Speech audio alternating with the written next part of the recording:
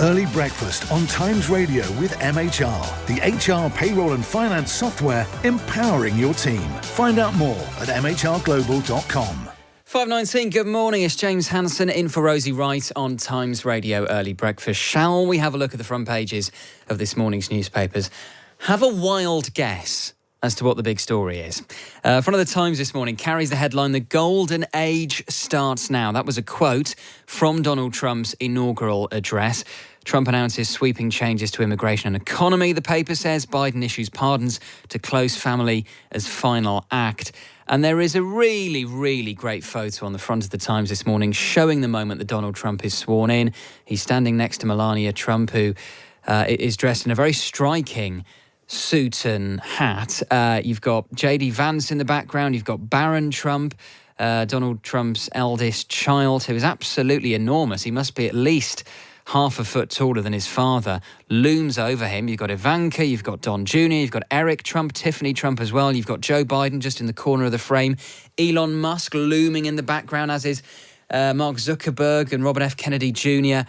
It's a brilliant photo on the front of the Times this morning. Front of the Daily Telegraph carries the headline, "I was saved by God to make America great again." Front of The Guardian has the same headline this morning. Front of the Daily Mail says, "Southport killer plotted massacre at his old school. Teen admits Taylor Swift dance class murders. He was referred 3 times to the Prevent scheme. Starmer says the state failed the victims." We are expecting a statement from Keir Starmer in Downing Street at some point today about the murders in Southport. More photos of Donald Trump on the front of the Express this morning, also the newspaper as well, and also indeed on the front of the Mirror and the Sun.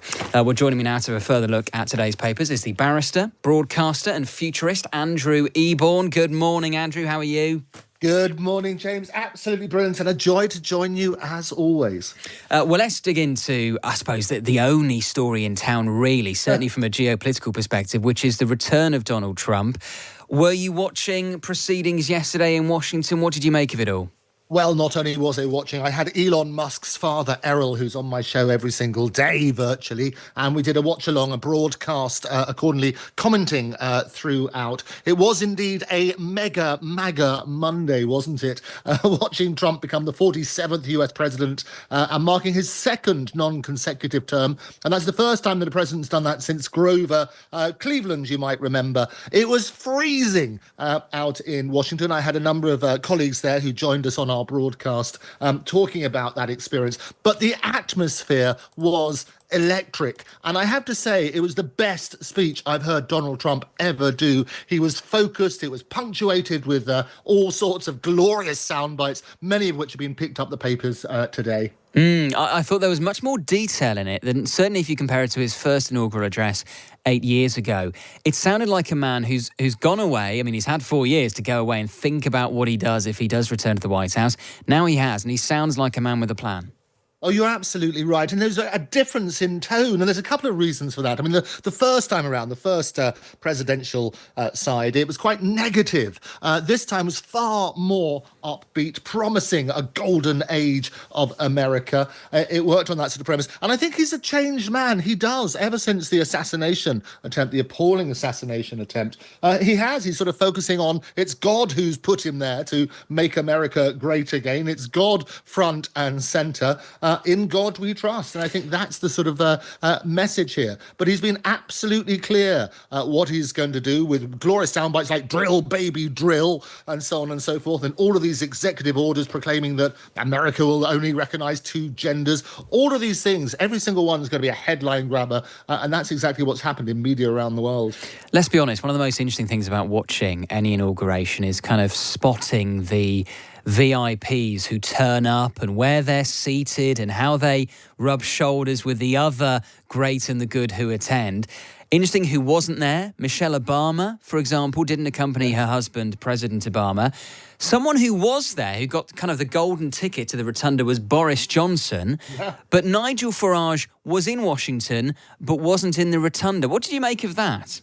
Well, a couple of things, and lots of people have said also about Starmer not being invited. Well, just to put that in perspective, I do a series called Andrew Eborn's Fake or Fact, and we look at these sort of stories. And the reality is no UK Prime Minister or foreign leader has attended a US presidential inauguration since records began in 1874. And past leaders typically visit the US within weeks or months after inauguration. So, for example, Theresa May came 7 days after Trump's post-2017 or inauguration. Gordon Brown came in March 2009 after Obama, and Tony Blair 1 month after George Bush's first inauguration. The fact it's interesting who was front and centre, and they had the three tech titans who were there. They had Zuckerberg, they had Elon Musk, and obviously Bezos as well. A combined wealth of over 800 billion. That was the sort of key message. It's about success, and those are the sort of pillars of success, but also the pillars of free speech, because social media online is the new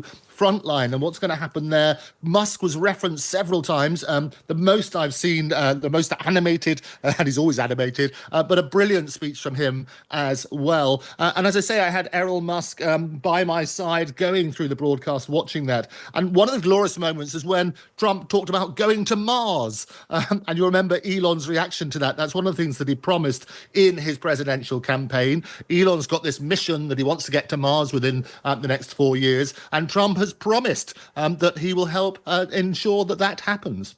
I'm asking this morning, Andrew, if you could issue an executive order of your own and make something the law with just the stroke of a pen, a bit like we've been seeing Donald Trump doing in absolute blitz of them overnight, what would you do? I mentioned that I would first of all make it illegal to mispronounce the letter H as H, because that really grinds my gears. I'd also cap the price of Freddos. We've had quite a few suggestions already this morning, ranging from banning Michael McIntyre to capping income tax. What would you go for? Well, very simple. I would make it compulsory that everybody has to watch the Andrew Eborn show on more platforms than Paddington. Yes. Follow Andrew Eborn at Andrew Eborn at Octopus TV. Actually, what I would do on a sensible basis. We live in such a divided age. It's been horrible for several years, where the world has been torn apart with division. I would try to boost understanding between people. I would encourage debate rather than animosity. We always seem to live in extremes, where you have to have extreme left or extreme right. Wouldn't it be great to try and find the middle ground? This should be a healing age when we've had an era of division, and I would absolutely question everything. Perception, I often say, is not a reality. It's the biggest deception of all. And we talk about people and so on and so forth. We should have a bit more humanity. Let's put humans front and centre. So on a serious note, that's what we should do. But a serious note, watch the Andrew Eborn show every day as well. Keep them coming, please. 0333 003 2353. If you could issue an executive order, what would it be? Preferably one with your tongue in your cheek, not after anything too serious. Let's come on now, Andrew, to some interesting stories you've spotted about, well, AI and how it continues to advance at such a rapid pace. Oh, yeah, it's phenomenal stories. And I always say that AI, I want to be the person who puts AI into Britain. See what I did there? And seismic changes announced every single day. And what we've got, there's a new sort of situation about eye tests being able to spot the risk of Alzheimer's earlier. I've been working with Moorfields Eye Hospital there, Professor Viswanathan, a brilliant guy, friend of mine for many, many years. And he's saying that what AI can do, it can analyse all the data very, very quickly. So you can get lots of things looking for patterns in a way that it would take humans literally years to do. So we've got seismic changes there. I love the fact that we are basically putting that right into the heart of Britain. So eye tests may be able to spot the risk of Alzheimer's. They've also started to use it for age verification, and John Lewis has become the first retailer to use AI age checking service, Yachty it's called, and this is to restrict the sale of knives online. And obviously what they're trying to do is to sort of verify users' ages. There's all sorts of questions here, but the extent that we can embrace AI across all industries, introducing efficiencies and so on and so forth, whilst also basically curing diseases and everything else. So some great stories coming out every single day. As you know, I talk around the world as a futurist, and Back to the Future Futurist. And that's what we do. We shine a spotlight on those, but also advising companies not just about the opportunities, but the risks as well. And that's the key. Understand what they are, embrace those, and I think the world will be a much, much better place. And just finally, Andrew, there's a great piece in the Times too today, which would make essential reading for anyone planning to go on the traitors. It's how to spot a talented liar. Yes. Oh, it's glorious stuff. The detection of deception is actually very difficult. And they've interviewed a number of people from FBI agents to good friends of mine like Richard Wiseman. And basically what they do, they look for the tells. And it's not as easy as they think. It's not just fooled by eye contact. They look for discrepancies. And you can make use of hidden keys and so on and so forth, like that in language patterns. Watch out for the right physical responses. If you mention a name and they swallow, or the Adam apple gets a bit bigger, all those sort of things. Laying it on thick doesn't mean someone is lying. It dispels all those sort of myths. But they always say the old joke about you can tell a politician is lying when their lips move.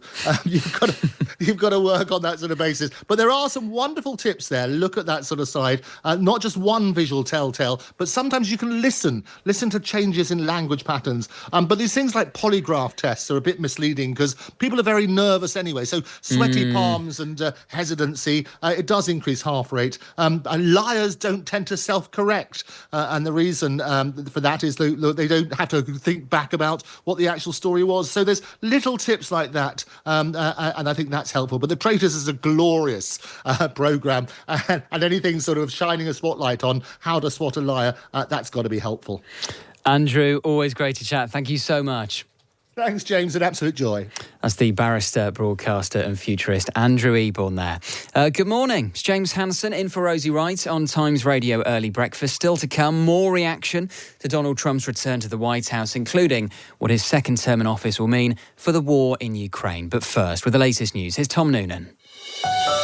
Across the UK, on DAB, online and on your smart speaker. This is Times Radio.